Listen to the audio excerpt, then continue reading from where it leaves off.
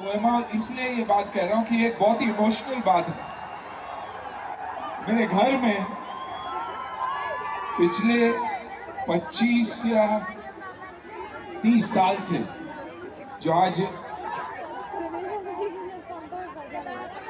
मेरे परिवार का एक हिस्सा ही है, एक यंग लड़का आया था जिसका नाम है संजय कुमार रावत। संजू जौनपुर जिला का ही है और हमारे परिवार से पिछले 25-30 साल से जुड़ा हुआ है।